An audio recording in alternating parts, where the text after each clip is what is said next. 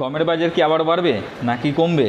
কেউ কেউ বলছে বাজার বাড়বে, আবার কেউ কেউ বলছে বাজার কমতে পারে। যেমন ধরুন একটা এক্সাম্পল দিয়ে বোঝায়, দুটো দাদা আছে, জয়ন্তদা আর স্বরূপদা। জয়ন্তদা বলছে কলকাতার বাজার বাড়ছে, সেহেতু বাজার বাড়বে। আর স্বরূপদা বলছে রায়গঞ্জের বাজার স্টেবল আছে, সেহেতু বাজার বাড়ার কোনো চান্স নেই। তাহলে কোনটা সঠিক? কার কথা ধরে আমি কেনাবেচা করব, কার কথা ধরলে আমি লাভবান হব? চলুন চট করে দেখে নিই কোন জেলায় কত দাম চলছে।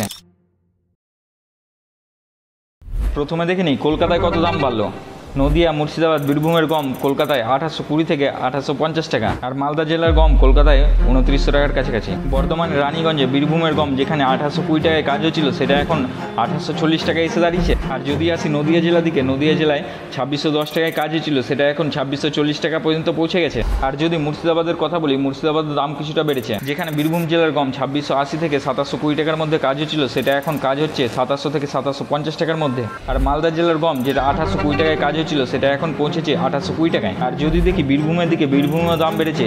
যেখানে 2675 টাকায় কাজ হচ্ছিল, সেটা এখন দাঁড়িয়েছে 2700 টাকা পয়েন্টে। আর যদি আসি মালদা জেলার দিকে, মালদা জেলায় সেরকম দাম বৃদ্ধি পায়নি। যেখানে 2700 টাকায় কাজ হচ্ছিল, সেখানে 2710 টাকা পর্যন্ত কাজ হচ্ছে। আর যদি একটু ওপরের দিকে যাই, রায়গঞ্জ, শিলিগুড়িতেও দামের কোনো পরিবর্তন নেই।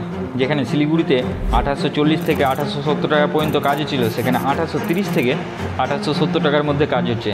আর রায়গঞ্জে 2720 টাকা পয়েন্টের দামে কাজ হচ্ছিল, সেটা সেমই আছে, 2720 টাকাতেই কাজ হচ্ছে এখনও। তাহলে শেষ পর্যন্ত বুঝতে পারলাম জয়ন্তদার কথাটাই মেনে চলা উচিত, কারণ যেইভাবে দাম বাড়ছে হয়তো 2800 টাকা পর্যন্ত মাসের শেষে হয়ে যেতে পারে। যদি এই ভিডিও থেকে তোমাদের কোনো হেল্প হয়, তাহলে অবশ্যই ভিডিওটাকে লাইক করো, শেয়ার করো, আর পারলে সাবস্ক্রাইব করে নিও, কারণ এরকম মার্কেটের খবর শুধু এখানেই পাবে।